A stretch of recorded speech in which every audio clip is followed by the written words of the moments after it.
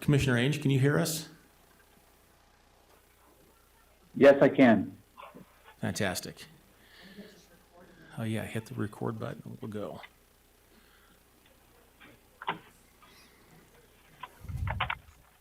We're good? Okay. Thank you, Alice. We're now in our Board of Commissioners meeting. All three commissioners are here. And we have a number of items on our agenda. We'd like to start, as usual, with a prayer, reading, or a thought, and then also a pledge of allegiance. And we look to the audience to see if there's anyone in the audience that would like to participate with us and offer one of those or lead us in one of those. Anybody? I'll do the pledge. I've got a pledge. Okay. Anybody got a prayer with them? All right. Thanks, Peter. Why don't you come on up? A prayer, reading, or a thought? Peter, yes.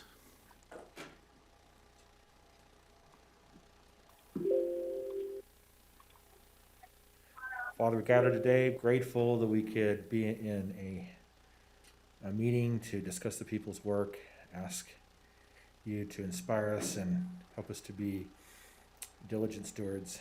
These things we pray. In Jesus' name, amen. Amen.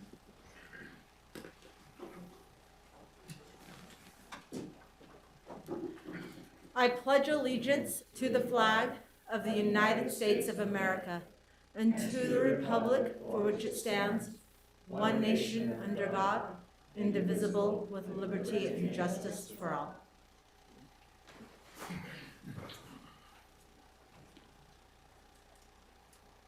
Thank you, Peter and Jeannie, for that. That's always helpful. Okay, we'll move to our agenda. So we have a number of items that are on our agenda, our regular agenda, and we will, all the items that are on there, we're going to go down through them on a systematic basis, and then those that we pull off of our agenda, we will discuss, and then those that are left on the agenda, those that we pull off, we will discuss. Those that are left on will be consented to as agreed to by all three commissioners. And we'll give opportunity if there's any that we put on consent, somebody wants to speak to that for whatever reason they can. So maybe if we could start by going 1 through 6. Are there any items 1 through 6 that we need to pull off for discussion? I don't have any. I don't have any. Okay. We'll place them on a consent then. Items 7 through 13, we do need to take action on them. I'd hope that let's just hold those just for action. We can probably do them all together, but we should hold those. How about items 14? How about if we go through 14 through 24, that next page? Any items on there that we need to pull off? I just have a note. I have a note that we need to continue item number 18. Number 18, to continue, that one is to authorize Commission Chair to sign an agreement with Qualtrics. Okay. That one needs to be continued, so we'll put that on. I got that same information. Okay.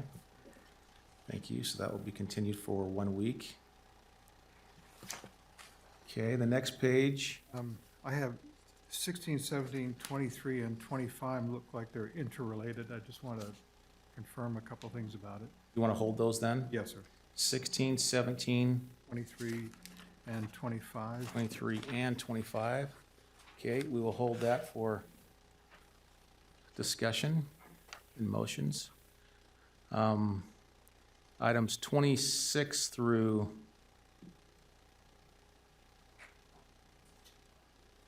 33.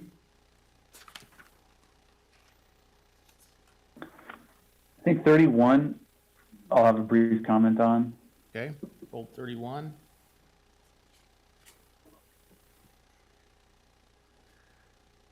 And then items number 34 and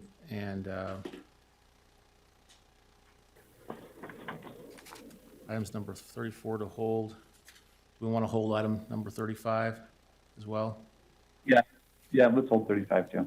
35 as well, okay. Okay, so to recap on that then,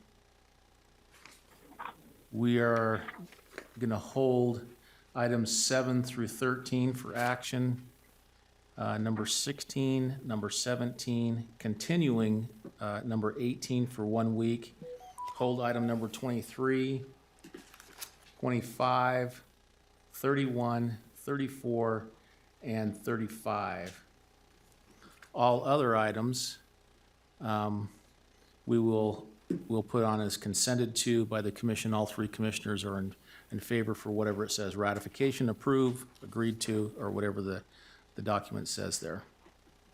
Any comments to that? Okay, seeing none, then we'll move to items number 7, 8, 9, 10, 11, 12, and 13. And I don't know if there needs to be any comments to this. Do we need any? These are setting public hearings. I just don't know if we need to explain that or not. Bryce, it's your option. You do? Okay. I don't see Peggy, she might be on the line, but no, this is just a formality. State law requires that we set a public hearing for these ag protection proposals.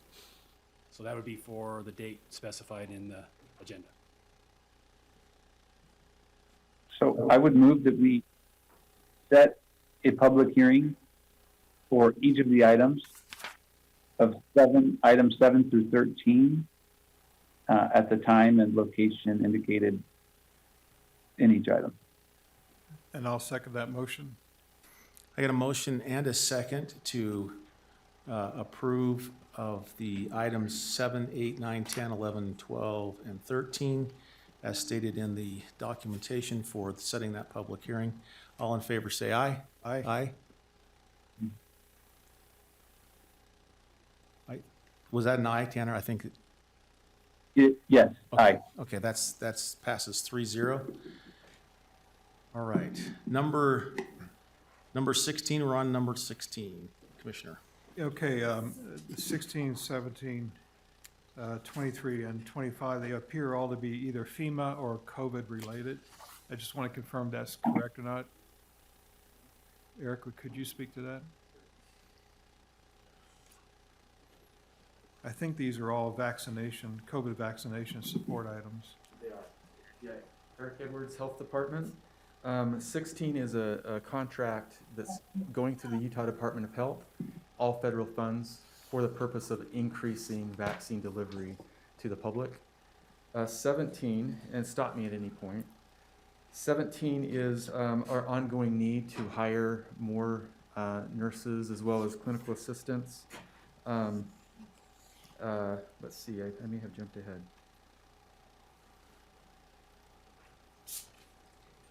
Oh, I mentioned the contract. Sorry, 16 and 17 are staffing needs for the vaccine clinics, period. And then 23 is, I don't know if Public Works is here, but we found the need to lease an additional, I believe, 10,000 square feet of space. You saw the Friday where we had individuals so packed in that they could not wait in line in a socially distanced and safe manner. This additional space will allow us to accommodate larger numbers to vaccinate at our Shopco facility is number 17. And then, what am I missing? 23 and 25. 23 is the cleaning for that additional space that I'm talking about, that 10,000 square feet Okay. of space is what I meant to cover. 25, that is the ratification for the additional 10,000 square feet of space that we need. If you recall, there's that fenced off area where another contractor has rented and leased space there. There was identified space that wasn't needed by that leasee, and so we are then taking that additional space and moving that fenced off area to Right. allow for the lines.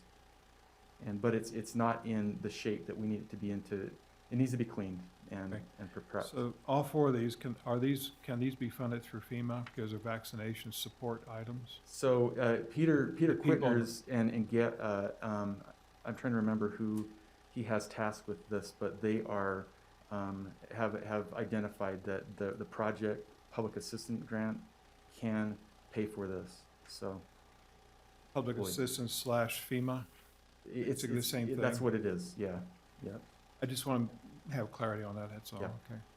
That's what I've been told. If it isn't, then we'll need to have CARES funds. Yeah. And so that's why the clarification is needed, so. Okay, All right, thanks, Eric. thank you. Then I make a motion that we approve items 16, 17, 23, and 25. Second? I got a motion and a second to approve items 16, 17? 16, 17, 23, and 25. All in favor, say aye. Aye. Aye. Aye. That passes 3-0. Moving to item number 31 is to approve and authorize the commission to sign an agreement with Utah Valley Convention and Visitors Bureau. Commissioner Ainge. Yes, so I think that this item is simply setting the annual budget. That's been the historical process under a master agreement that we have with the Convention Center, with the Convention and Visitors Bureau. Every year, this contract was entered into over 15 years ago. And so then each year there's a smaller contract which sets their annual budget. I have discussed it with the Convention and Visitors Bureau. This ultimately is the budget that they requested, and that is what the item is in the contract. The one thing that's worth noting is it also is serving as a termination notice to that broad master contract. That is not meant to be a cause of alarm, and if people read that, and the termination is effective December 31st, 2021. I would anticipate that the Convention and Visitors Bureau would be our promotional and tourism partner like they always have been. It's just an opportunity to refresh that contract. There's some things that are outdated in it back from 2005. So again, this puts them with the funding they need to get through 2021 and gives us all of this year to not only put in the budget for 2022 for next year, but also just kind of reset the master agreement.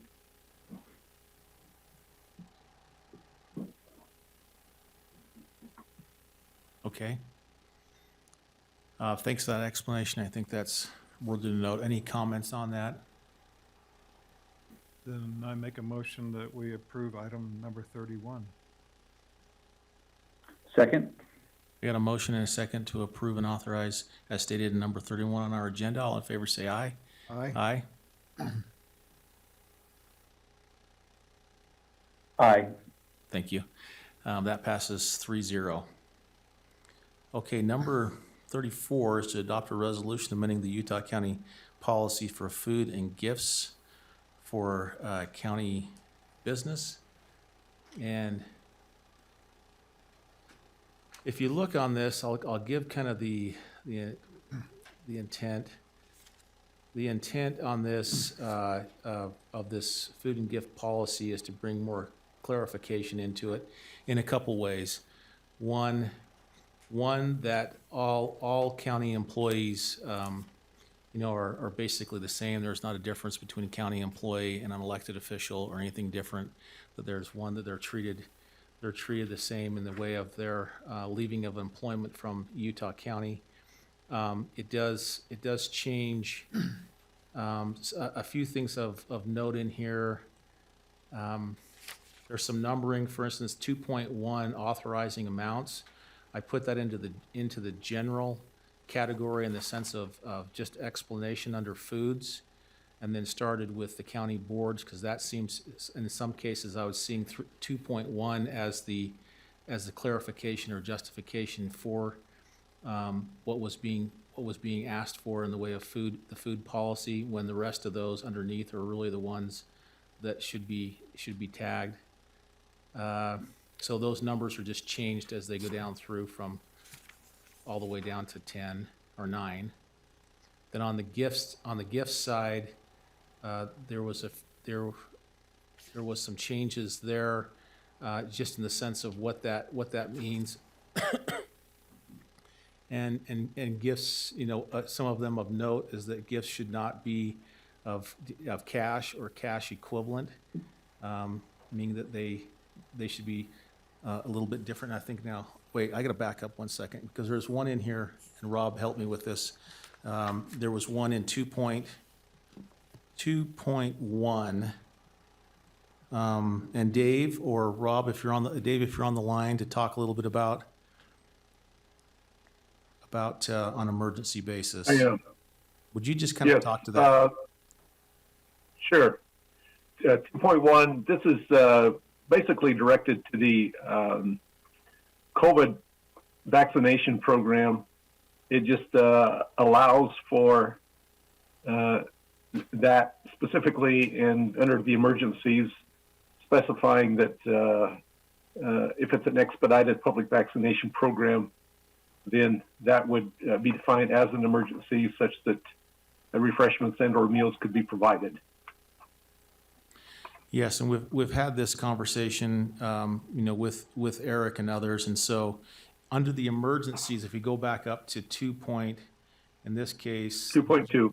in this one, it's 2.2, and Tanner, we have some documentation here, and just because you can't see that, I'll read it. It says, emergencies, a department may provide refreshments and/or meals to an employee or volunteer who is required or encouraged to stay at or near his or her work site in order to respond to an emergency, to assist in and expedite public vaccination program, to assist in and to assist in a search and rescue operation, or to support a wildland fire event. That was kind of dramatic. It was. I was trying to emphasize that point.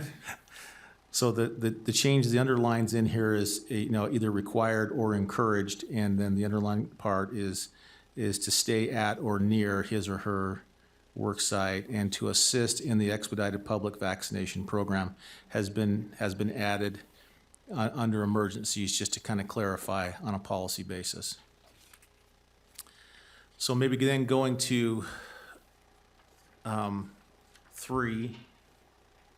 If you go to 3, the same thing, I moved the same thing with the original 3.1, left all the words in that and moved that up under the general comments, and then changed the wording from 3.1, starting with client dignitary or agent housing, and then those were all changed. And then part of the things that were formatted or changed in here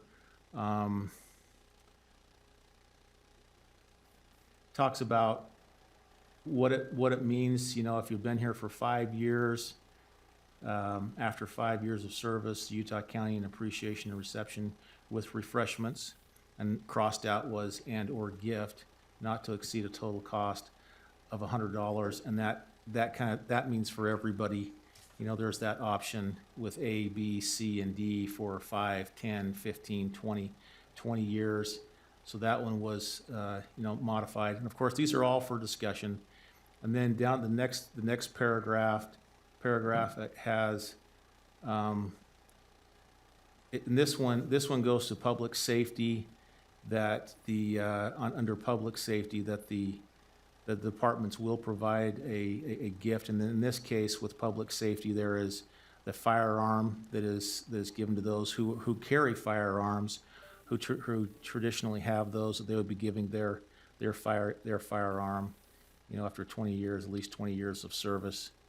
A crossed out F, which is talking about the commission may provide elected or appointed officials leaving Utah County employment at the point of appreciation reception for, and it talks about a gift not to exceed 500. We crossed that out, rolled it all into everyone in the county on the year's basis, with no distinguishing between elected officials and county employees, since we're all technically county employees. Then there's some other clarifications just down there in the way of commissioners, the Board of County Commissioners. There are for commissioners to give certain gifts. Oh, one of them I wanted to point out too is that surplus properties that we should not use surplus properties as any gift. Of course, if we're not doing the gift, that seems to be a given.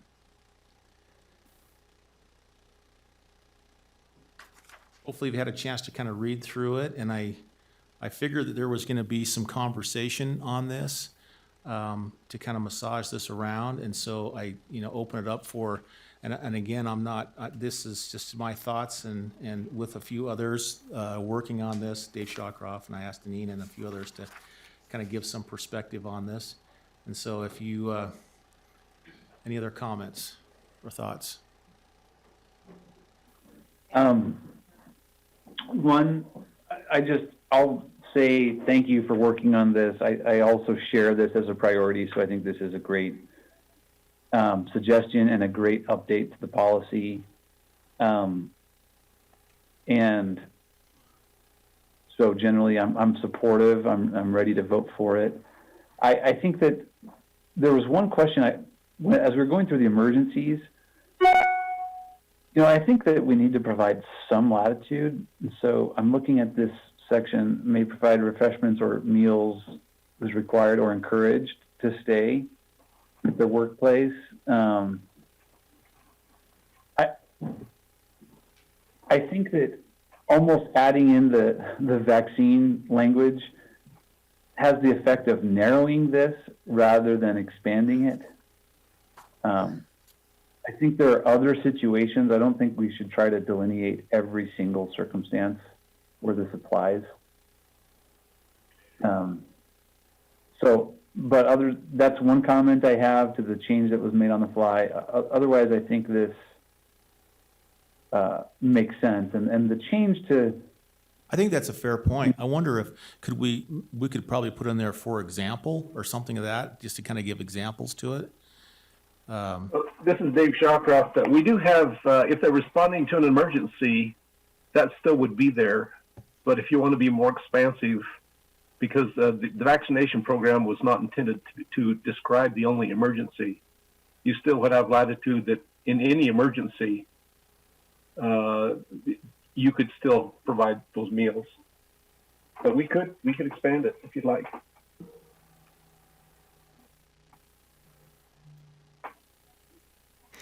The definition of emergency does mean a serious, unexpected, and often dangerous situation requiring immediate action. So the COVID is an unexpected environment that we're in, and our response to it.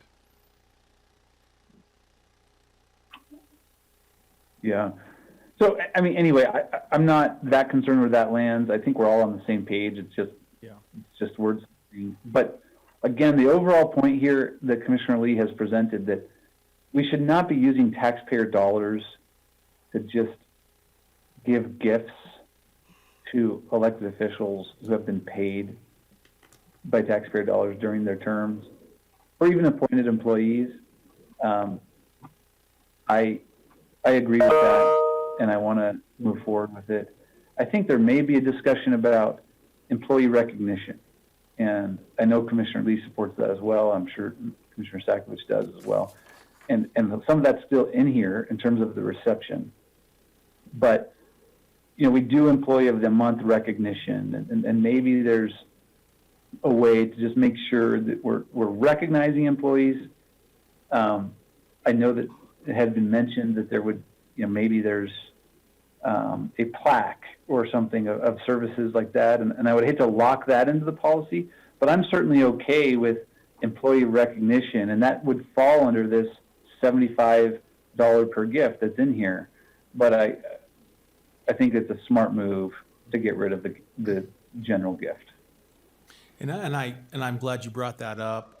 It was kind of a teeter back and forth on that, and I feel the same way. I didn't know quite how to put that in there. I know that the public's, service with their firearms, they get in essence a certain gift that goes with them, and I'm all in supportive of maybe even something that can be used like a plaque or a crystal or something that recognizes years of service. I think that's fantastic to do. I just didn't quite know how to, that's why it's kind of open for discussion. If we can, if that's something that we just say, let the departments use use some of that funds to do that, I think that would be great. Or if we want to look at it and say, as a county, I mean, it just comes along with it. If you're here 5, 10, 15, 20 years or longer, there's a certain, thing that you get that everyone gets. That's the same. I'm open for any conversation on that, for sure. Are you open to departments Commissioner, chiming in at all? This is Sheriff Smith. I would make a comment about the guns. Sure.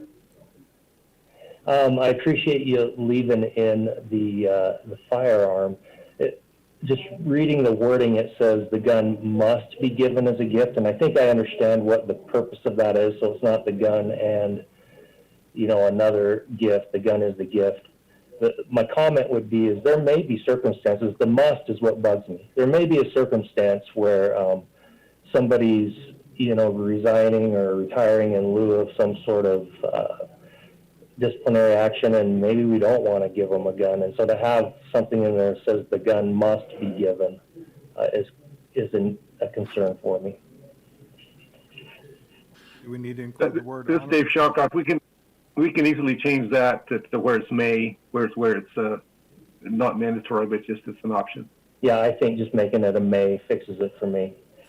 So I guess the thought in that is that is the may subjective to just a personal preference on that, or is it subjective to terms of employment at the end, or if they have served 10, 15, I guess 20 years in this case, 20 years, that it's just a given that they will get that gun if they leave employment with the county on good terms?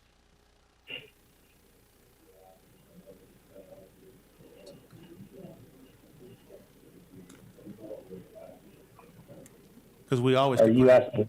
Oh, Sheriff, yeah, that was a question I was asking. Oh, for you. okay. And I couldn't get the document to download. Did it move it from 10 years to 20 years?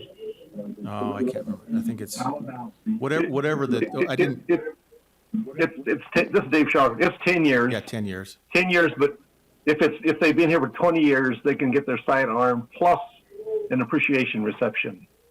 So that was the difference between 10 and 20 years. And I'm sorry, Commissioner, what was the question you had for me? So the question is that if an employee, if a deputy leaves, for either retirement or in new employment, and there's no disciplinary action, they will get that gun. That will be a part of their course of action, or is it subject to a supervisor or somebody else who makes that determination?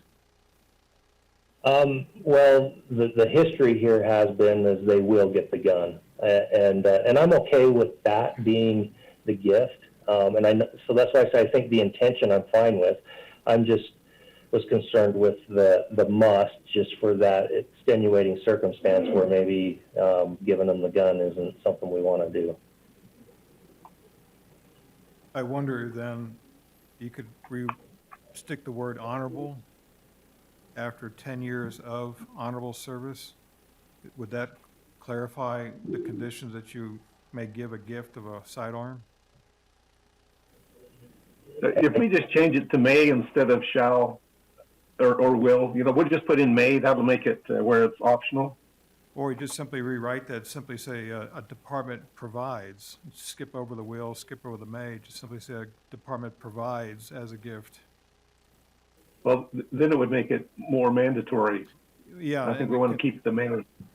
And that's what we're going to say. If we want to avoid any misunderstandings in the future, do you want to put in the word honorable for after 10 years and then have at the very beginning where it says at least 10 years of, and then put the word honorable service, et cetera, a department provides. It's a matter of course. Not necessarily compulsory and not necessarily at someone's whim, but that's just a matter of course is what we do. Does that work? I guess it would leave honorable up to interpretation. If we decide not to give it, that may. If there was no disciplinary issues, the individual did his or her duties well as far as you're able, as you can, as the standards are provided. Yeah, I'm fine with that. Yeah. What do you think, Sheriff? I'm okay with that too.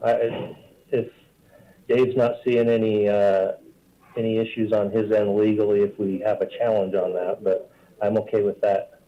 So place the word Terminology. honorable for service in the first line. But, yeah, the concern would be, if someone doesn't get a gift and they claim it was an honorable discharge, they had been honorable and someone else disagrees. Well, normally it's a legal action if it's going to be dishonorable. But we could put after 10 years of honorable service to Utah County, Yeah, if you'd like. okay. And then do we include the word will or may, or just not include either of those? Just put in a department provides, plural, Upon honorable. upon, Yeah. yeah, as a gift, as a, to an employee, et cetera, yes. Okay. We've got We can another change it comment. to just the department provides if you'd like. Okay. Yeah, My name is Jeannie Bowen, and I am here on behalf of, as UCEA president. I had a couple people reach out to me about this specific issue. They were just, a little concerned about cutting out the gift for some of the employees who have been here quite a while. Also, I've just been thinking, with COVID and such, we're not even usually having many of the little parties and things, and so we're not even doing that for people. And so sometimes a little token gift it can really matter to someone. So a lot of employees think that small token gift when you retire it speaks to being appreciated. Like even when we get our appreciation gift in December, it might be small, but it kind of gives you this warm feeling and go, oh, thank you very much for noticing that we are we are doing our work, trying to do our best. Yep. And I think I totally agree with that. I think this allows for, the departments to budget for that an expense of no more than $75 for a gift on that in that case. And if we know somebody's retiring, they could use that for that, because I think that's a good point. And I mentioned I can't remember who it was now, but I've got a neighbor whose husband served here for many years and has this little gift, little plaque, and that is. It's a big deal. It's a big deal to her. Her husband's passed away now, but that's a big deal that every time I go over there, she points to that and says, look, I got this little gift. And it's just a little tiny plaque or crystal or whatever it is that she has up there. So I think it's an excellent point. I think that this does allow for that to happen. Okay. Within that, yes, Yeah. I was throwing it today and I was like, oh, I don't fully understand. So no, if that allows them to still, department heads to pick something, then Yeah. I think that should be helpful. Thank you very much. Thank you. I'd like to go a step further and support Commissioner Lee in this. I don't think it really has anything to do with, I think we all want to make sure employee recognition remains a big part. This is really, look, there have been issues where elected officials or long-term department heads are like looking to get some sort of special gift and as they depart office, and it's not appropriate. And so I 100% support these changes, and I don't think it needs to in any way reduce. In fact, I think we've been in the process over the last couple of years of not reducing, but enhancing the amount of employee recognition generally. Right. To that point, I'd like to share a couple comments and maybe some questions. I'm aware, at least it's my understanding, I could be wrong, that if you win Employee of the Month, it comes with nothing of value. Is that accurate? No. Okay. There is some stuff in that little envelope that we give to them. There's some recognition there with them and some value. So maybe a gift card or something Yeah, like that. right. Okay. Because I was going to say, you know, if you're thinking about the amounts and recognition, I mean, there's nothing greater in terms of recognition than extraordinary performance that becomes recognized through Employee of the Month. So that's important. The Plus, they get their picture out there for a whole year. Of course, you know, or yes. That's I'm sure many people like having their picture up on the wall. The other thing is that what's the difference between 3.5 and 3.8? So 3.5 is incentive, and 3.8 is staff appreciation gift. One thing just to note about 3.8 and the amounts, the dollar amounts throughout the policy is, as far back as we can tell, this policy in terms of the amounts hasn't been changed since at least 2011, maybe a little longer. So you're looking at about a decade of potential inflationary change to the value. One example under 3.8, so functionally, I think most departments use 3.8 to conduct some kind of a holiday party, usually at the end of the year, usually around Christmas. Maybe a portion of that goes to the actual cost of the party. Maybe it goes towards a gift that's given to everybody, and then they just do the party on their own dime, like a potluck. One year, our department wanted to give everybody 2 movie tickets as the appreciation. And we were going to leverage UCEA's discounted pricing for employees to get these vouchers for movie tickets. And when we went to find out about purchasing the tickets, we found out that the ticket price had gone up to something like $8 a person. They're $9 a person now. So we were at $18. Well, it's kind of funny. 10 years of inflation on $15 is actually $18.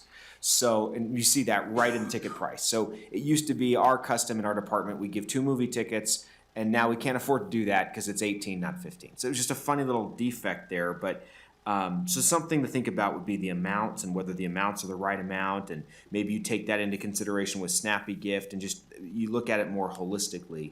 The other question is just the difference between 3.5 and 3.8. Let's say somebody does a great job and we really want to recognize them. We want to give them a $50 gift certificate. You know, we do this maybe in our department once a year or once a quarter or whatever the case might be. That's different than 3.8 because 3.8, as I explained, functionally most departments are using 3.8 for kind of a broad annual appreciation, whereas 3.5 is being used for people with extraordinary effort, but they didn't win Employee of the Month, but they're the type of employee that should have won Employee of the Month, right? Well, there's some big differences between 3.5 and 3.8, and the 3.5 is an incentive program that the commission has approved. For instance, our safety program that we have that's going right now with the sheriff's department. That one's approved, and there are incentives that are given, you know, on a pretty regular basis for that to occur and to happen. So that's I think what the intent is with the staff incentive awards, is that we have something that is actually out there for a purpose. And in this case, with the, you know, we're trying to find a way to get our scores down, especially when it comes to our liabilities and our insurances, and that one's something that we can measure. The other one that you're talking about with the staff appreciation gifts, you know, I don't know. I mean, I think it's noted $15, $18. I'm not really set on the amount, whatever that seems to be appropriate. 18, 20. I'm just throwing it out there. That's definitely for discussion. We can have that discussion and see what that looks like. I would assume that, and I don't know what the departments have done typically with that money in the past. If it's just been a little thing at the end of the year to get together, of course, right, we already give, which is commission approved when we look at the holidays. Right. You know, there's certain things that go on there that with our Thanksgiving, you know, and some snappy gifts or not food vouchers, a food certificate or anything of that nature. And then, typically with our Christmas, we have our dinners. And this year we didn't, and so we put that back into the departments to use. And so I'm not sure. I mean, this one's it's not the only thing. The appreciation gift is probably not the only one. It's just one that we have written into the policy to be used by the department. The others are more commission driven. Yeah, I just Well, think good given what holistic discussion to think about all of them. is there an amount that we should consider? I mean, I think your 3.8 amount of 15 probably ought to be at least 18. Round number, you might do 20. Like I said, functionally, I think it translates into a department hosting an inter-department end of the year kind of a party, or a party aligned with a holiday. I think some departments actually choose kind of a separate time of year to have that event. Sometimes it's part spent on the event itself and part a small gift. Yes. But it was just ironic that we tried to do these 2 movie tickets, which seemed like a very sort of reasonable cost, and we were like $2 off. So, I'm curious, Ralph, your thoughts on that with the different, and this is an appreciation gift, but we also have other things that, in some cases, it's not really an appreciation gift, but it might be, extra time off. I know that last year or the year before, we said, let's get rid of that one floating day and let's give, Christmas Eve off. I think there's a lot of appreciation stuff. I'm just wondering your thoughts specifically on this one. It's a great question, and we did get a lot of information on the survey from employees that they'd like to see more, and we have done more. We gave out about $10,000 last year in Snappy Gifts. We are changing that a little bit, this year to corporate traditions, which gives us more of that. Anyway, long story short, to answer your question, I do agree with Josh that the $15 needs to go up just because of inflationary issues, and it's been the same for a long time. I'm not sure if I'm answering your question, but I do see the need for this and the need for departments to have the flexibility, because this is something that I've seen as well. That's comes to my office is that we have these funds available for the end of the year, but we'd really like to do this, but we really feel like we can't. So it would be nice to untie hands a little bit, set the value whatever we think it should be, and let each hopefully each the departments can make those decisions. I can say the feedback on the recognition that we did last year was really good. I mean, employees really liked it. I guess I would like to see more. Is really my feedback. But we also have to have controls, and we need to make sure we have limits. So I am in favor of these enhancements. So if you have any, So 18, 20, what's your thought? I would probably go 20. It's something we can roll with, and we wouldn't have to make a change for a while, and it's a nice round number, and I don't think it would be abused. I really don't. It's not a ton of money. I mean, that's easy for me to say, but it's. Commissioner I Lee, think it would go a long way. I don't know, I'm not aware of timing issues, but I'm open to hearing if we think that it makes sense to kind of move forward with this. And obviously we can review it on an ongoing basis, but part of me wonders if, you propose a lot of good changes here as it relates to changing the gift policy. And I wonder if it wouldn't be helpful for us to kind of take another week to look at the employee recognition portion of it, and before we pass it. Yeah, I'm fine with that. I'm open for that, of course. I don't have any problem with that. And I don't either. In fact, we might be able to, is there a standard that we could gauge that part on? Is there another county that we could say, this is what they're doing? And Yes, yeah, there is, and yes, I actually have that data. We can safely do more. The other thing I was thinking, I can't remember who said it, but we should look at all the recognition we're doing as a whole and decide how much we want to spend. There are several parts to it. so do we want to accept all of it except for that final 3.8? Commissioner, Well, can I have one more continue thing? that? I think it might be best to just continue it for entire thing? the entire thing for one, and that way we can look at the whole thing as a That works. whole. Yes. Let me just mention also a 3.3, which has the employee leaving for the appreciation reception. Those numbers of 5 years, 10 years, 15 and 20, those numbers have been the same for the last decade as well. The $100, the 150, 200, and 300. You might want to look at that while we're looking at these other numbers. Because I looked at 2011 policy, and those are the exact same numbers in 2011 policy. Maybe Ralph, you could include that. Yeah. Yeah, and on that one, and I'm not married to any of those numbers in there, I was just going off of what we had in there. But if we want to do more comprehensive, I mean, I see the reason why you have to serve a certain amount of years. Difference between $100 and $150 is not a lot for 5 years or 10 years in there.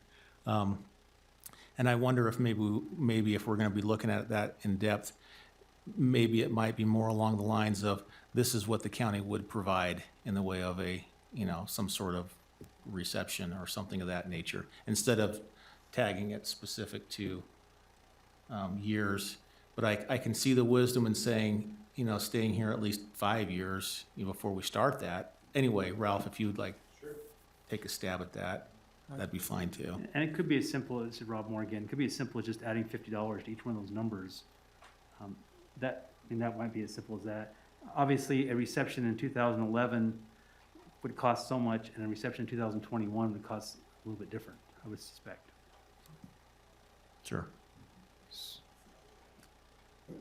So shall I make a motion to continue this item for what, a week?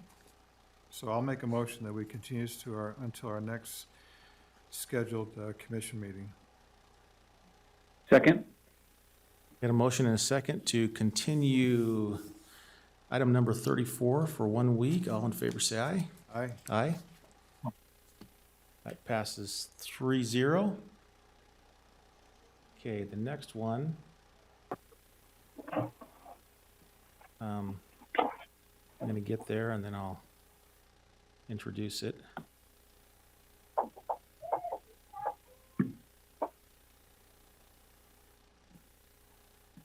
Okay, this one is to adopt a resolution approving the Utah County policy regarding expedited signing of documents. This is a ratification, the ratification policy process. And in here on this one, had quite a bit of conversation kind of back and forth, especially between Dave and I on this.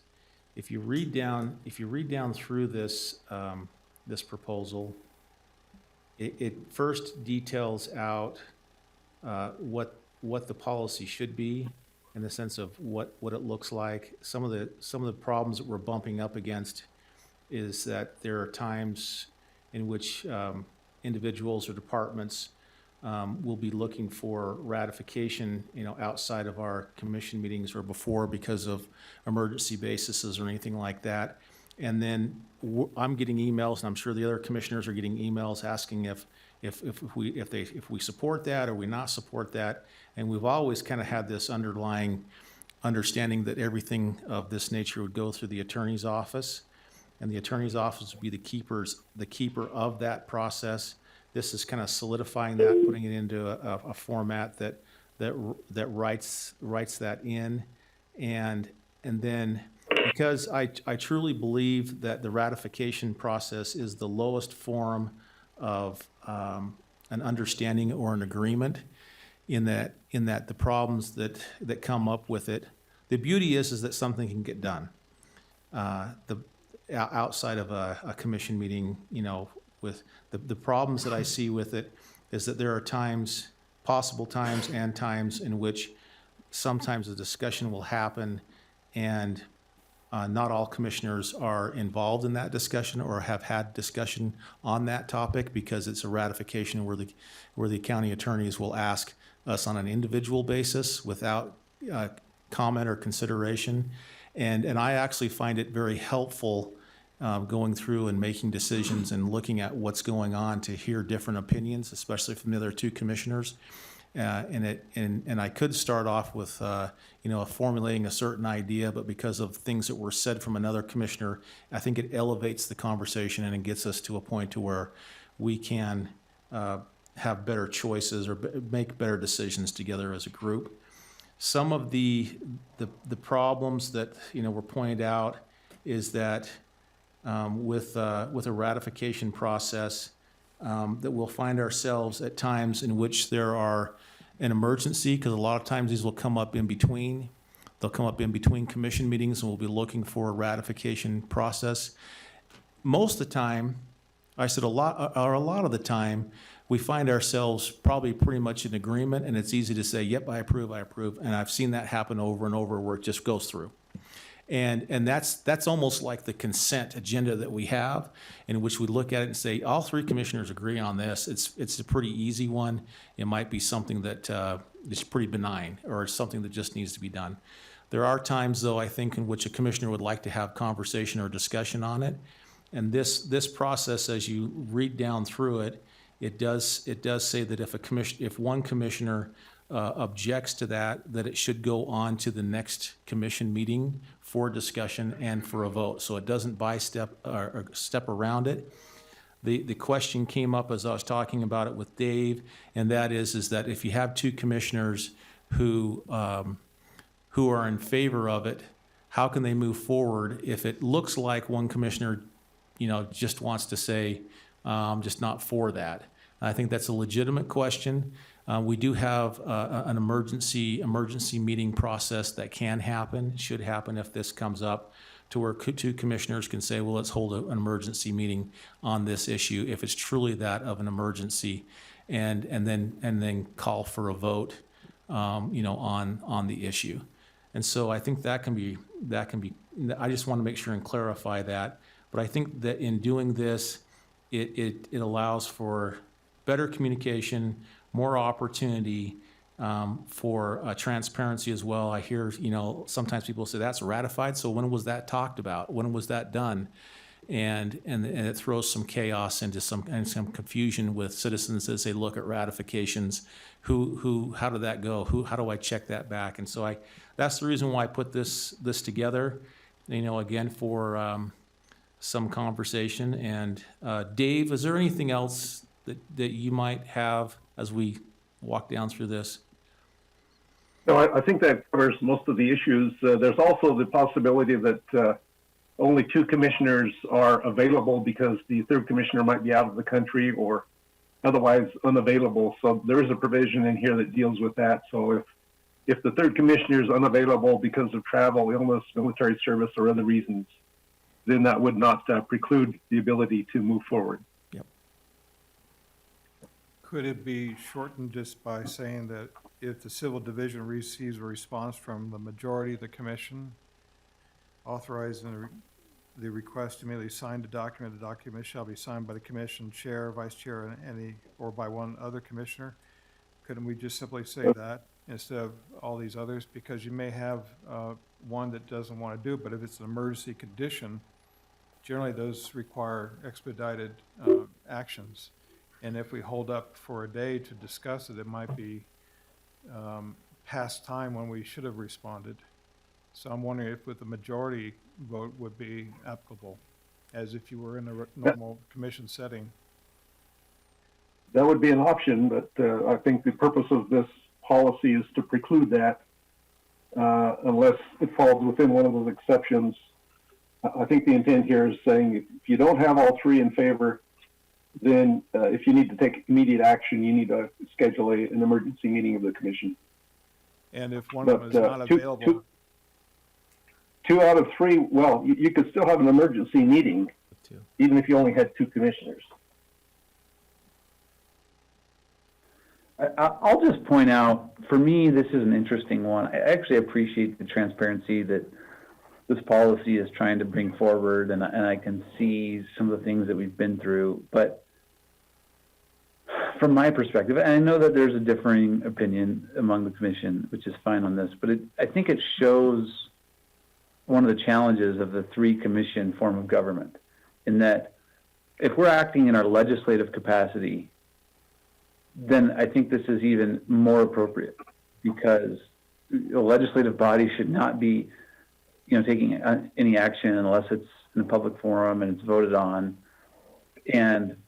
But in an emergency action, and in some of the issues that maybe we've had in the past on this, where the state has designated a certain action to be taken by the executive. And in most other settings, whether it was in a city or in a county with an executive, that executive would be able to sign an order or craft or make a decision in the heat of the moment, or whether it's an emergency or it's just urgent.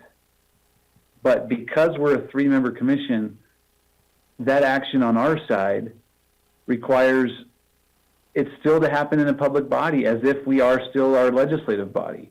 And then it's a little bit slower and clunkier. And so, I think that gives me a little bit of pause. I like the protection that Commissioner Lee's talking about in terms of it has to be unanimous, but really the executive authority is housed in the majority action of the 3 commissioners. And so this is really kind of weakening that executive authority in the situation I described. I think, maybe I'm wrong there. I mean, you may even be able to question whether this is even allowable under law, because state law says the executive can act with 2 of the 3. It doesn't require 3 of the 3. Yeah, and we can do that without a vote. Well, I mean, we'll have to have some sort of consensus or conversation. Yeah, and for clarification, this is not intended to address legislative action. This is just in the capacity as an executive of the county approving an agreement.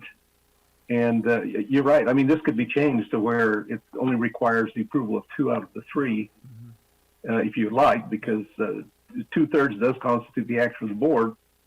But this just identifies those situations where you couldn't do it in this manner. You would have to schedule an emergency meeting, and then obviously 2 out of the 3 could approve that action. So the emergency meeting is something that can be set up fairly simple. 2 commissioners can call an emergency meeting, and that can take place. Obviously, it has to be recorded. I get there's some hiccups to that, but I don't see this. And I'm glad that Tanner kind of brought up last year for me showed some of the inefficiencies of ratification and the ratification process, in that there were times in which I would see a ratification on an agenda or on our agenda system and wondered when I even had any conversation about that. And as one of the executives in the county, that always surprised me. And it surprised me that I'd never even had that conversation, before. And so that's the reason why I thought there's got to be a process. Again, ratification in my book is one of the lowest forms of coming to an understanding or giving direction and agreement to. And it does not allow for a real open dialogue and discussion, which I think in a public setting is it's transparent enough that we can at least have that conversation. It's just one that we get to. And then if we get onto the agenda, and we had them last year where there were 2-to-1s on ratification, just because no discussion was had, which cuts out, a part of the, a part of the body to even have conversations and say, well, what if? What about this? What about that? And I think that's a lower form of agreement that in some cases may, I know in the Senate, they can say, we're going to go through and we're going to consent on this. And if every single member of that body says, yeah, not a problem, let's just go down through it. But if one senator out of 100 says, hang on a second, I think we need to have dialogue on this, it comes before the whole body for discussion and consideration. And so as I look at that, I think just on a majority or minority, depending on what it is. Now, obviously, we've got 3 Republicans that are in this, in the commission now. But there may be times, and there are times in other counties that's not always the same, different philosophies or whatever, or different parties. And it's an opportunity to actually protect, in my opinion, a minority voice, in the process. And I think that it's, it gives us opportunity. It doesn't stifle it. It doesn't go over it. It just says, let's have that conversation. Have we had that conversation? Have we made that phone call? And have we, talked about it in a way that at least all that should know on it have the opportunity to know. And that's what I'm trying to accomplish by changing this. And I realize that there are some hiccups. There's some hiccups the other direction too. There's both ways that come in with this. And that's the intent of this, is to try to find a way. Like I said, most of the time, I think if something comes through and we look at it, it's pretty easy. It's housed in the civil division. They call us up and they say, hey, we're looking at this to go on, and it should be pretty easy. And we've done that over and over and over and over. There's just times in here and there in which, if you go through the process and two say yes to it and the other one's maybe not quite available, do we just let it go without further communication, or at least an understanding? Or if one says, wait a second, I'd like to ask some questions. Wait, we can't ask the questions because we're not in a public meeting. And if we're not in a public meeting, then it seems like a real low form of agreement.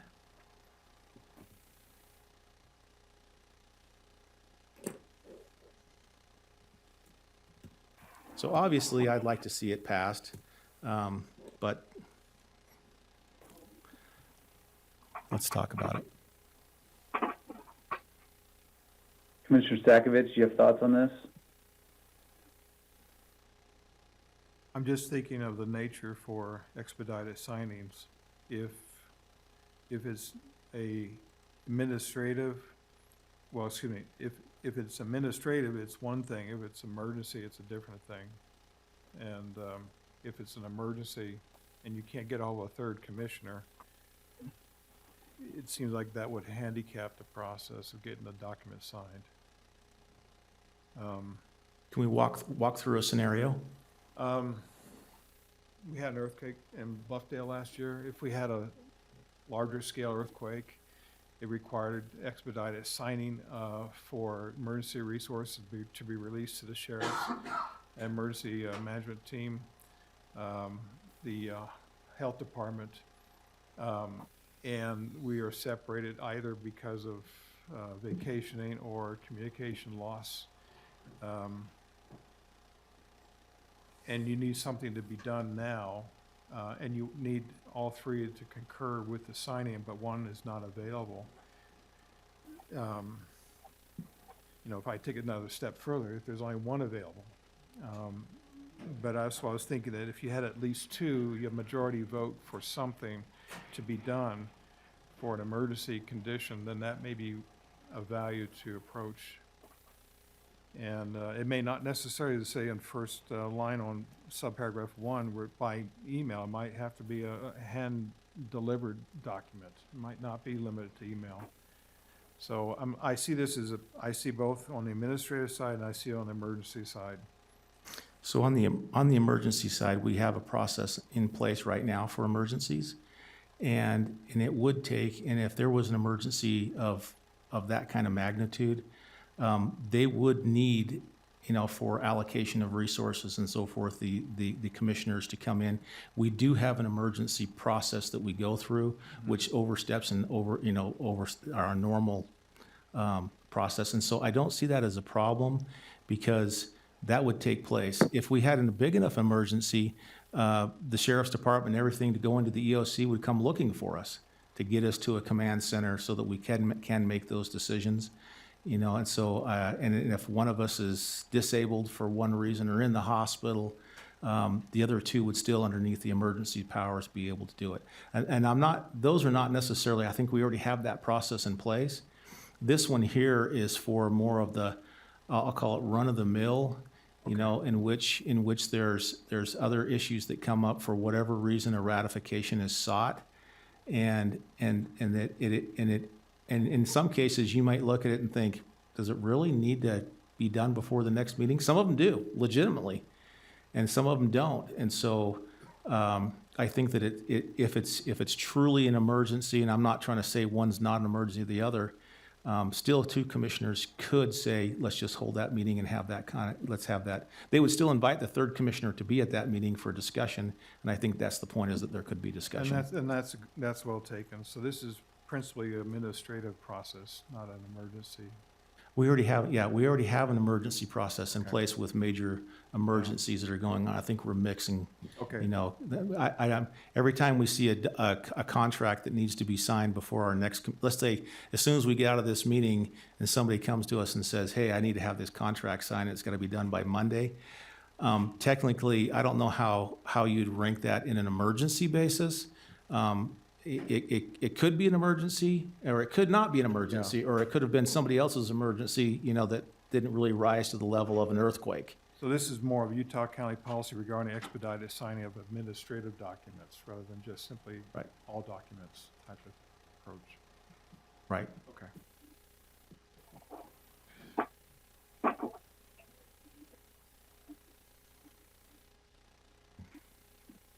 Some more thoughts, or?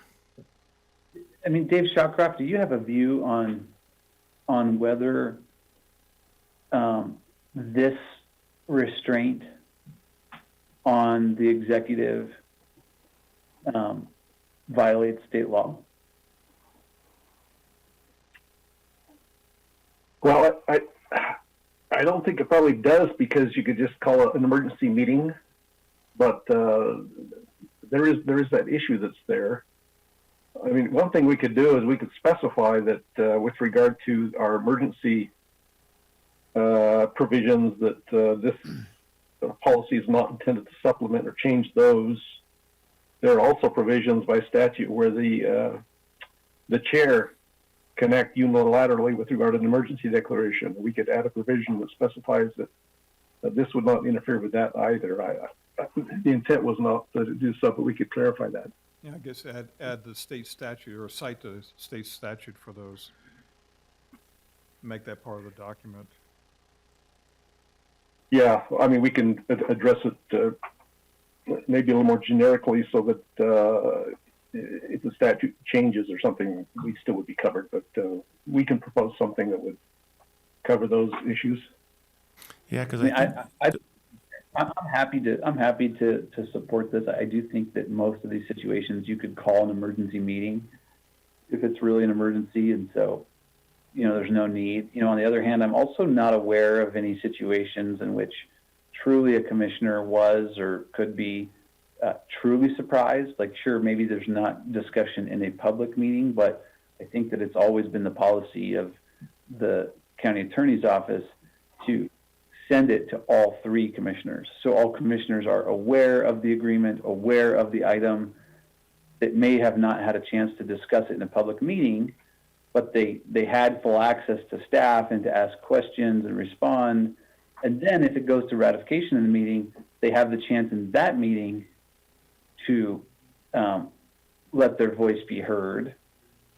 However, I understand that would be frustrating if you're the one who disagrees and it's kind of already, you know,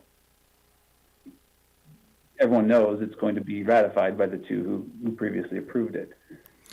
Yeah, and it's interesting because before either one of you two were on board, we had a ratification process that came onto the agenda, and there was quite a lengthy discussion in a commission meeting on the ratification. And I was one of them that was saying, hang on a second, what about this? What about that? One of the other commissioners started to question their ratification process, because we never had that discussion. And then we were reminded that to go against a ratification in which we've already agreed to causes all kinds of problems. And I agree with that. I agree with that, but I sat during that meeting in which we did not even have that discussion amongst us. And once we started having that discussion, there was some questionality as to, darn, I wish I would have had this discussion before. Even if it would have been in an emergency meeting, we still could have had that discussion. It might have still turned out to be a 2-1 vote, but we never even had that dialogue and conversation. And so I think that's where we find ourselves in in peril, and that is just, doing things or agreeing to things. And like I said, I think these are going to be rare. I think they'll come up here and there, but I don't see them as the norm. I think for the most part, we'll look at things, and as they come down through the proper process that's now, put in place, like I've seen us do as a commission so far, when it comes from the health department or others, they're popped out pretty quick, almost to the point to where I'm sitting there typing on there, yeah, I approve, and I see, okay, well, it looks like we've already got it, and I just barely got it, 5 minutes before. So I think that this is just a way for conversation and hopefully to elevate, an understanding and have an opportunity for that, even if we have to pull it into, on a rare basis, probably pull it into an emergency meeting to have that conversation. No, I support then, the objective of this. Dave, do we need to add anything else to this to tighten it up, or is it okay the way it is? Well, I would add a provision that states that this policy does not limit actions which are otherwise authorized to be taken by the commission chair, and it does not interfere or change the procedures in place for emergencies. I think we have a whole document that addresses those issues. Okay. But I could add that in. Okay. I would move that we approve agenda item number 35 with the language just stated by Dave Shawcroft inserted. I could second that motion. Okay, I got a motion and a second to adopt the resolution with the stated language from Dave Shawcroft. All in favor, say aye. Aye. Aye. Aye. That passes 3-0. Okay. That takes us to the end of our regular agenda. Let's go ahead and set, the only thing I have is just number 36. Is there any others? This is just the discussion with the character of professional competence and physical or mental health. Is that the only one that we have? I'm not aware of any others. Okay. So we could strike 37, 38, and 39 then.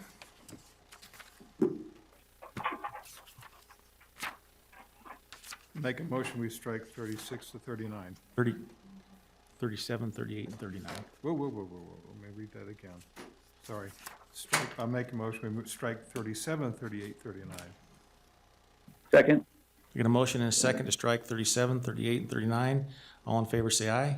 Aye. Aye. Aye. That passes 3-0. If we can set that number 36.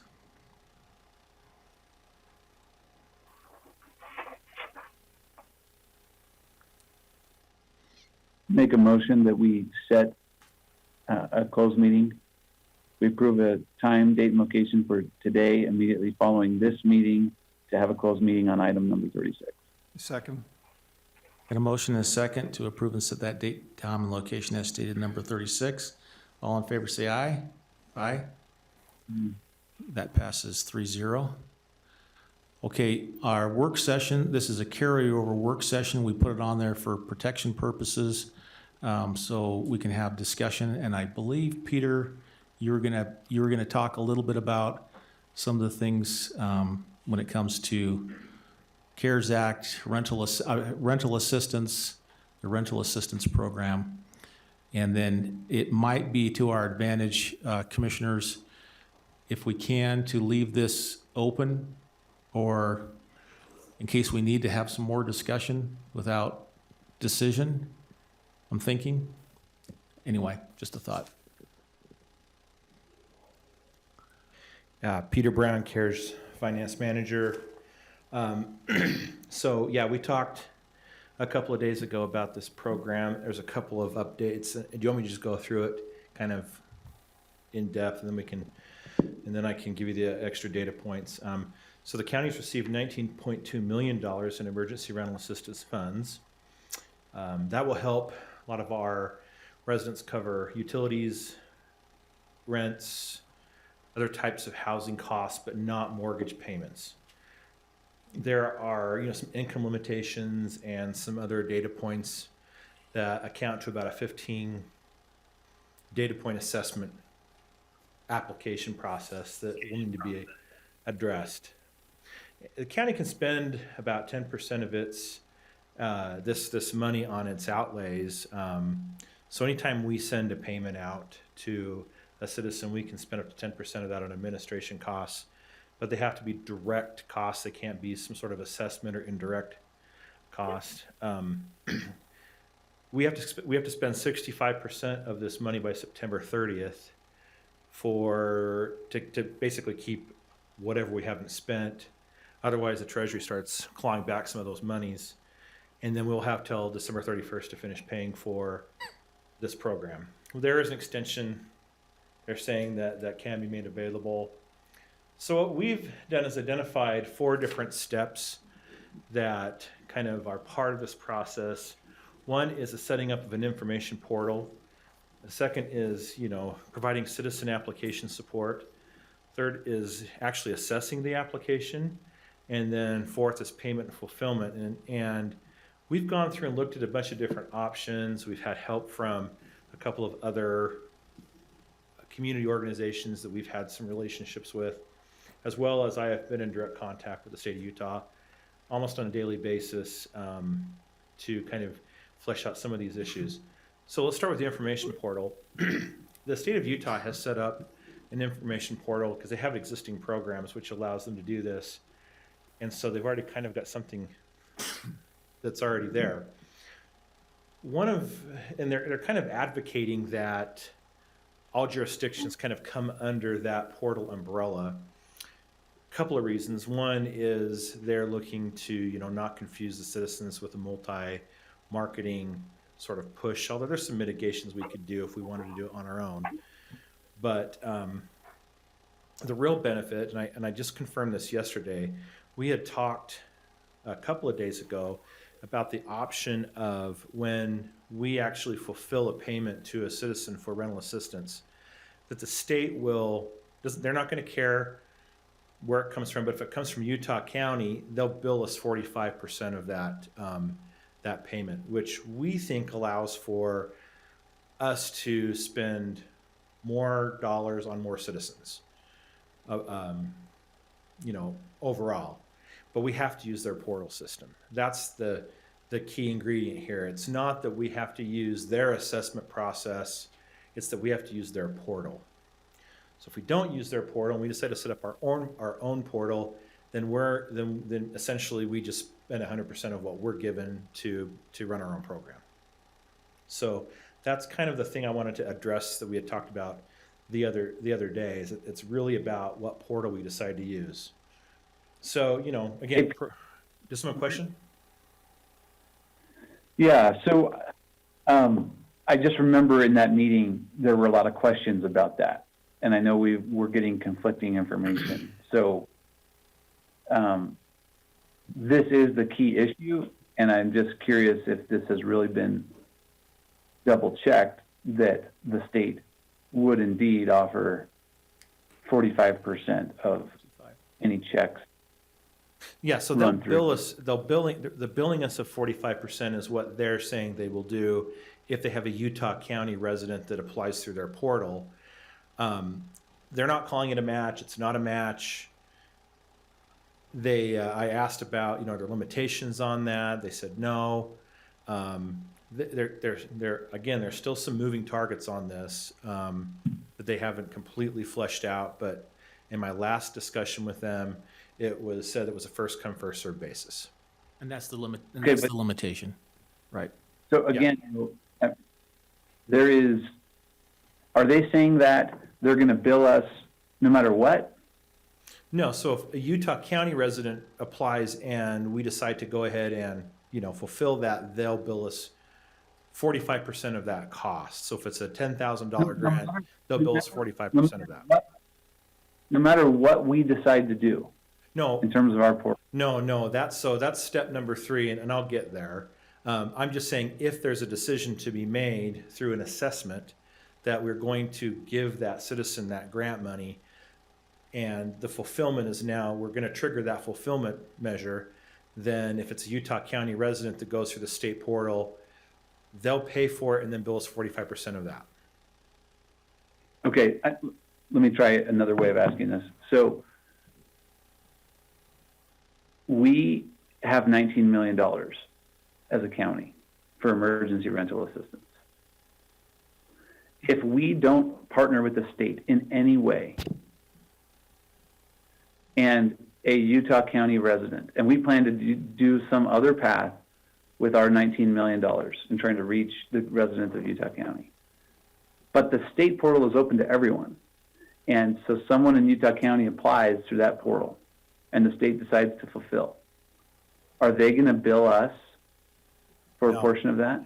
No, but then we get a problem of duplication of benefit that we have to flesh out.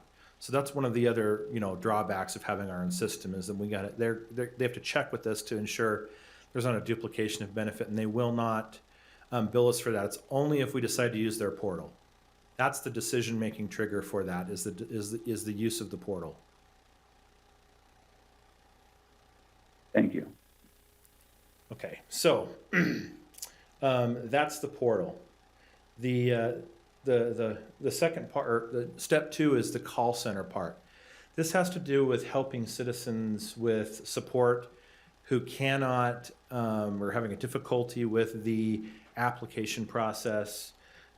Some of the estimations are saying 40 to 60% of citizens will struggle with this, and so they're going to need somewhere to call to get someone to kind of walk them through that. So again, the state already has or is planning on setting up a call center related to this to handle all of these calls as they come in. They're looking initially at a 5-person phone call bank to start doing this, and then they'll expand it if necessary. We also have the option of doing that ourselves.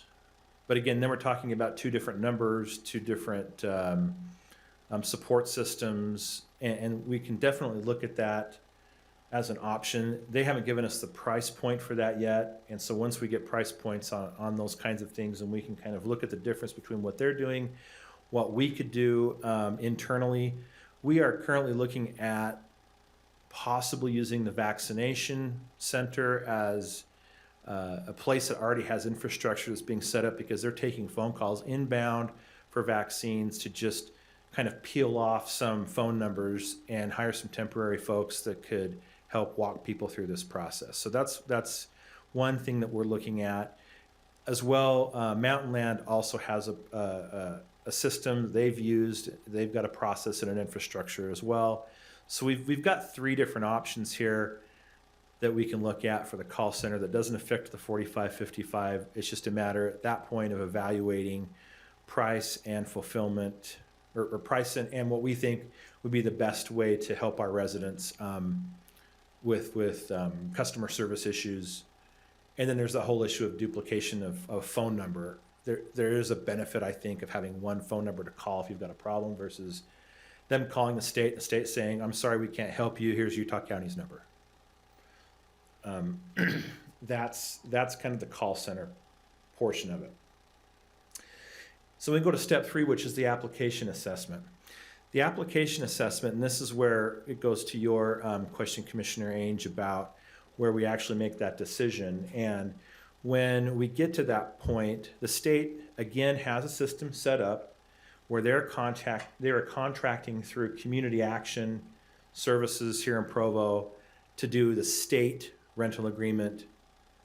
And I don't know, is Community Action statewide, or is it just Provo?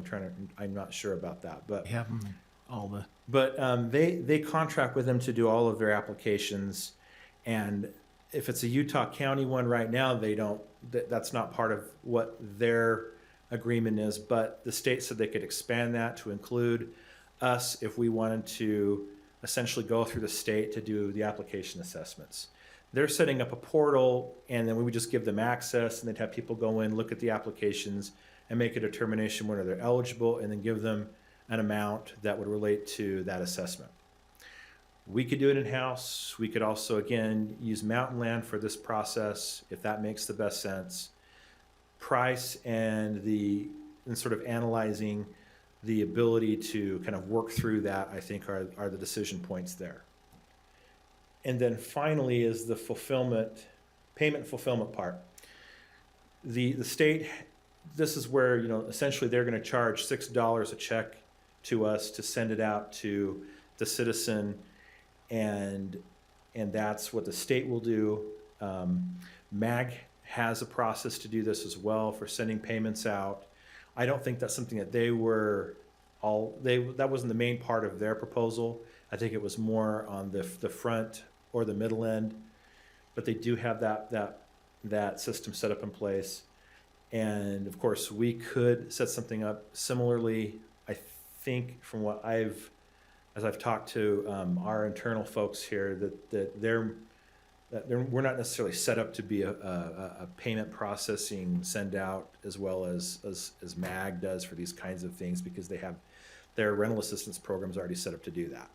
So they've already got the rental landlord vendors in their system. That's the issue. They've already got that set up that way.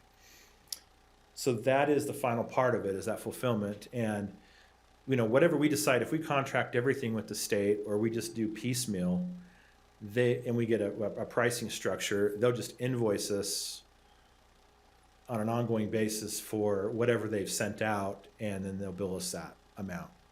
So, that's kind of an overview of the program and the processes that we have available, and the different kind of options that we have that help, and then along with the decision points we have to receive in order to make an adequate decision. The number one thing we're waiting on right now is I need the state pricing for all of this stuff. And then I'll need pricing from other partners as that comes through as well, so then we can make an adequate determination what's in the best interest of the county. Yeah, thank you on that, because I was just writing down there and you touched on all the points. So, we have a decision point between going with a state portal or doing it ourselves or doing it contracted out. Price points when it comes to the service and the service centers, call centers, whatever that case may be, the application process. We don't even know. So as I'm reading down through this and as you're demonstrating there, it's until we start getting what those prices are, it's pretty hard for us to make a determination on where to go. So my question is, when are we going to get these price points, and so that we can start making decisions on it instead of just work session items, so that we can start moving forward? And then what do you think March 1st is going to be the rollout with the state? Time is really clicking away. The last date they gave me was the middle of February, and they didn't tag a date onto that. So who gave what? What they give you on the middle of February? They just said the middle of February. For what? For Price on these decisions on pricing, as well as as far as even having the portal open. But last time they talked, it was February 8th. One of the challenges is that I think they decided to go in a little bit of a different direction than when they first started down this road. They were going to do the portal and the fulfillment, and then we were going to do the middle part. And then they decided, hey, let's look at options of doing the whole thing and giving people options to do that. And so now a lot of us were kind of marching down one path, and then they came back with some different options. So now we're having to go back kind of to the drawing board and reassess whether that's going to work for us in the long run, to just go all the way with the state or kind of piecemeal it out. So when the state comes in and they finally have a designation, how fast do you think we can ramp up the rest of it and be ready to go? So they have a lot of their systems set up in place. They're just having to make decisions on how they have to what they're having to do right now is they're having to restructure their indirect costs, because the grant won't allow them to just send a bill for indirect cost. Everything has to be tagged to a particular piece of the process. And that's the number one roadblock that I got from them, was having to sort of re-engineer their pricing model. They had set up, they have to redirect it so that it's a direct cost model. So going along with our conversation, do you anticipate, more than likely, these things aren't going to fall according to our schedule, for putting it on an agenda for an open and public meeting discussion and making a decision. Do you anticipate that we'll probably have to pull an emergency meeting to pull this together? Or do you think that there'll be time in between that we can make steps of decisions as we get to the end or get to the start of the process? That's a good question. I don't have a good sense right now of their deadlines and when they're gonna give me stuff. I can ask again and see where we're at. We're in a daily conversation mode with them right now, so I can just keep kind of pushing that rock to see what we're gonna get as far as dates are concerned. But I think for our purposes, I think if we have pricing modeling from all of the actors, I think we can make a decision pretty easily. And some of these decisions we might want to go ahead and kind of look at, such as the portal. I think we've got almost enough decision on that to say, hey, even if pricing is a little bit different from one option to the other, does it make sense for us to go with the 45-55 split or just do the 100%? And I think we can make that decision, when you want. I think that one is, we got enough information there.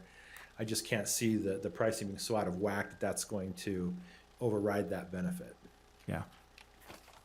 Okay, so then the last question I probably have is that should we continue a work session like this to a certain date, or should we just wait and then put it on for a 24-hour notice, either for a decision point or for more discussion? Well, we can easily continue this work session, right now, since we're in a public meeting, and say our next admin meeting, and then if we don't need it, we can strike it or move it. But I just wonder, otherwise, we're gonna have to put it on 24 hours before so we can have discussion or not. I don't, help me out here, guys. Well, I'm not sure. I've had a lot of experience with the public meeting. Yeah, yes, process. Commissioner Ainge. I don't know how, I'm not really sure what you're suggesting there, because I think no matter what, we would have to, our only option is to continue it to another public meeting, which is only scheduled for next Wednesday. If we need another meeting, then we're gonna have to note, like between now and next Wednesday, we're gonna have to notice that, no matter what. Yeah, unless we continue this one to a certain date, right? And I don't have a problem with just doing it, if we say something's coming up, but if we say next Tuesday at a certain time, we have this meeting scheduled for further discussion, which would just be work session discussion, then we could kind of count on that. And if we need something before, or if we don't need it, we can just skip, go through. I don't know. I'm just. Okay, no, that makes sense. At this point, I'm comfortable, because I don't know, we have a hard time making a decision until the state is being clear with their direction. And maybe that's unfair, because I haven't personally spoken with anyone at the state. Maybe they feel like they are being clear and it's on our side. But when I talk to all of the parties at the table, our clerk auditor's office, the commission, Mountain Land Association of Government, it sounds like it's a little bit of a moving target of how this is operating. And so I think that we need to just lock that in first before we can structure an agreement of how we're going to process these payments. Yeah. So and if I knew that we were going to get that answer by tomorrow, then we could continue this meeting to Friday. I don't know if we're going to get it tomorrow. That's the problem. I guess we can always just, if we need something for further discussion, we can always just reach out and publicly notice it. That's easy enough to do.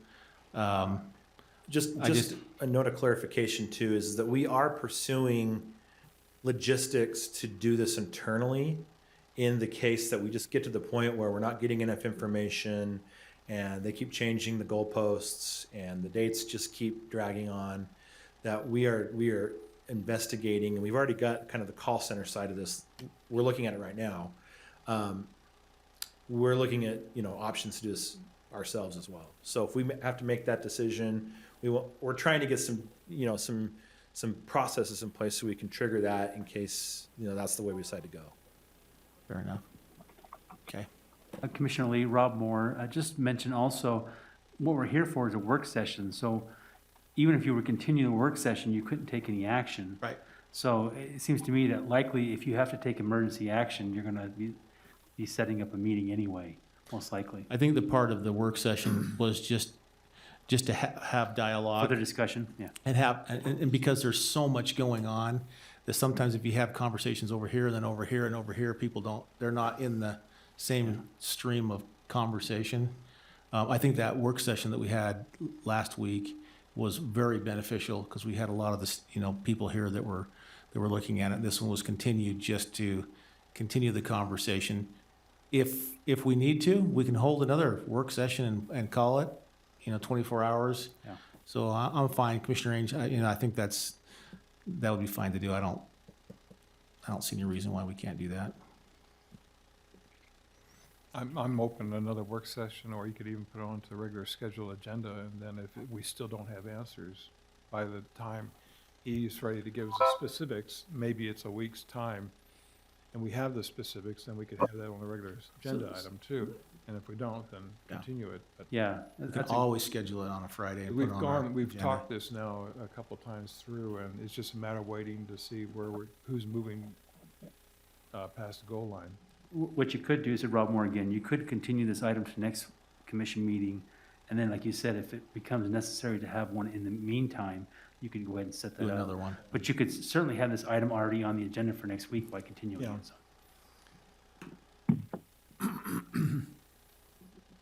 Okay.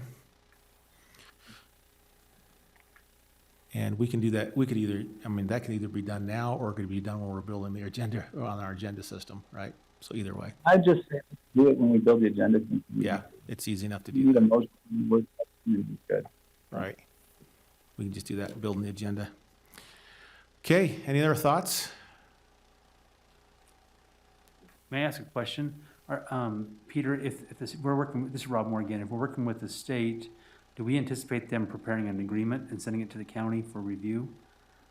Yeah, we've talked about that. Okay. So they're in the process of kind of doing it from their end. I'm sure you're going to want to look at it as well, but Sure. yeah, they're in the process of doing that. So, And they haven't given you any indication what that might we haven't really dug into the contracting side of it as much as Okay. I've been looking kind of the process side. All right, thank you. Okay, thank you. We will now move into any public comments. And if there's any public comments online, if you can raise your hand or somehow signal to us. I don't see any here in the room. Okay, you don't see any online? Okay. All right, thank you. We will move into our closed meetings then.